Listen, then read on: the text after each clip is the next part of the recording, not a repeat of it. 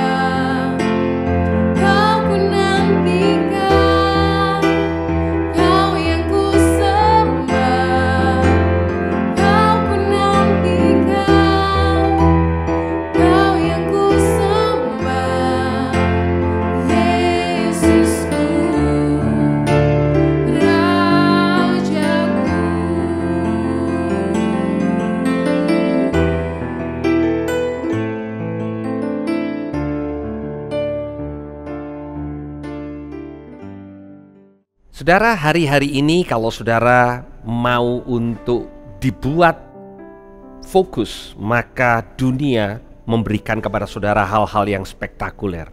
Sesuatu harus untuk membuat fokus kita teralihkan karena begitu banyak hal yang ada di sekeliling kita. Tetapi ada sesuatu yang berbeda dengan Tuhan kita. Dia justru berbicara kepada kita bukan lewat perkara-perkara yang spektakuler, tetapi dia menuntun kita lewat ketenangan, saudara. Dan memasuki tahun 2022, kita masih ada di bulan Januari. Saudara, kita perlu tuntunan Tuhan. Seringkali kita merasa bahwa tuntunan Tuhan itu kita dapatkan dengan cara yang luar biasa. Ada malaikat mungkin datang dan bicara kepada kita. Kita hadir di satu ibadah dan kita merasakan suasana yang luar biasa. Tetapi sesungguhnya seringkali Tuhan berbicara kepada kita dengan cara yang sangat biasa. Bahkan cenderung dia berbicara di dalam ketenangan jiwa kita.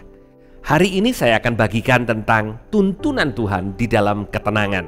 Dan saya akan menceritakan kembali lewat pembacaan firman Tuhan tentang kisah Elia, nabi Tuhan yang luar biasa. Bahkan cerita ini diawali setelah Elia menang terhadap nabi-nabi Baal, di mana Elia memperlihatkan kepada mereka kuasa Tuhan yang luar biasa. Dan akhirnya ada kemenangan di mana nabi-nabi Baal ini dibunuh. Dan setelah hal itu terjadi, kita membaca di mana Elia akhirnya mengalami depresi, kalau saya boleh katakan, atau tekanan mental yang luar biasa. Saya membaca dari 1 Raja-Raja pasal yang ke-19 ayat yang ke-4. Dikatakan tetapi ia sendiri, ia di sini adalah Elia, masuk ke padang gurun sehari perjalanan jauhnya, lalu duduk di bawah sebuah pohon arar. Kemudian ia ingin mati, katanya, "Cukuplah itu sekarang ya Tuhan, ambillah nyawaku sebab aku ini tidak lebih baik daripada nenek moyangku." Wah, luar biasa saudara. Elia, nabi Tuhan yang dipakai dengan luar biasa, capek bukan secara jasmani, tapi mentalnya capek. Dia mengalami tekanan karena dia akan dibunuh. Dan ada kata-kata intimidasi yang masuk di dalam pikirannya, dalam hatinya, dalam jiwanya. Dan dia pengen mati, saudara. Dan kita akan melihat bagaimana cara Tuhan menyembuhkan dia, memulihkan dia, dan memberikan kepada dia penugasan yang baru setelah dia dipulihkan. Saudara, kita bisa merasa capek dengan keadaan kita, intimidasi yang kita terima. Saudara, mungkin saudara berpikir, siapa yang mengintimidasi saya? Saudara, setiap berita yang kita dengar, ya, kata orang, kata ahli bisa mengintimidasi kita. Keadaan kita bisa berbicara begitu keras dan mengintimidasi kehidupan kita. Saya ingin saudara melihat bagaimana kelanjutan dari cerita Elia ini. Di ayat yang 9 dikatakan, "Di sana masuklah ia ke dalam sebuah gua dan bermalam di situ." Ini cara Tuhan, saudara. Dia dibawa pergi setelah dia diberikan makan secara jasmani. Tuhan bawa dia untuk tinggal di gua, tenang, bermalam di situ. Firman Tuhan datang kepadanya, katanya, "Apa kerjaanmu di sini, hai Elia?" Di ayat yang 10 Elia menjawab, "Aku bekerja segiat-giatnya bagi Tuhan Allah semesta alam, karena orang Israel meninggalkan perjanjianmu, meruntuhkan mezbah-mezbahmu dan membunuh nabi-nabimu dengan pedang. Hanya aku seorang dirilah yang masih hidup dan mereka ingin mencabut nyawaku." Saudara, sebetulnya apa yang dikatakan oleh Elia tidak sepenuhnya benar dan tidak sepenuhnya salah. Saudara, perspektif kita seringkali seperti itu. Di dalam keadaan kita tertekan, mungkin kita masih ingat Tuhan, kita tidak sebegitunya untuk meninggalkan Tuhan, tetapi ada perspektif yang mulai tidak benar.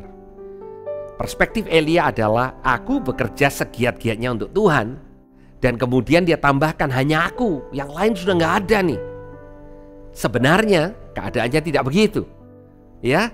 Masih ada orang-orang lain yang bersama-sama menyembah Tuhan pada zaman itu, tapi Elia merasa hanya dirinya yang bekerja giat. Saudara pernah merasa capek dalam pelayanan dan saudara mulai mengatakan, Dari semua orang ini hanya aku yang mau melayani Tuhan. Saudara, itu perspektif yang salah.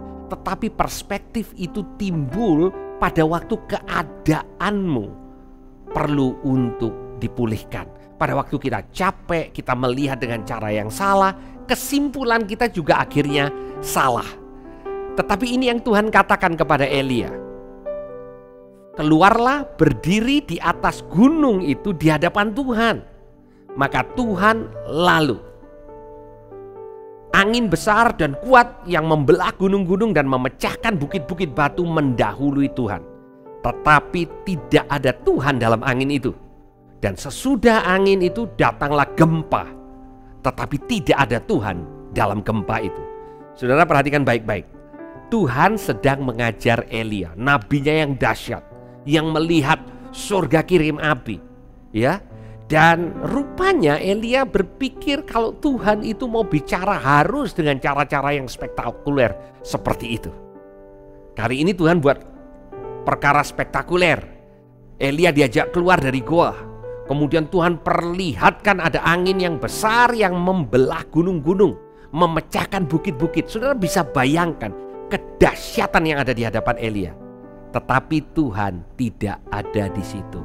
Kemudian ada angin yang setelah angin datang gempa, saudara. Ya, setelah dia melihat dahsyatnya angin, kemudian Tuhan pertunjukkan dahsyatnya gempa. Tetapi dikatakan Tuhan nggak ada di situ. Di ayat yang ke-12 dikatakan, dan sesudah gempa itu datanglah api. Tetapi tidak ada Tuhan di dalam api itu. Mulai dari angin, gempa, api. Spektakuler, sesuatu yang kelihatannya wah. Tuhan pertunjukkan kepada Elia, tapi Tuhan ingin mengajar Elia. Elia, tidak selalu kalau aku bicara.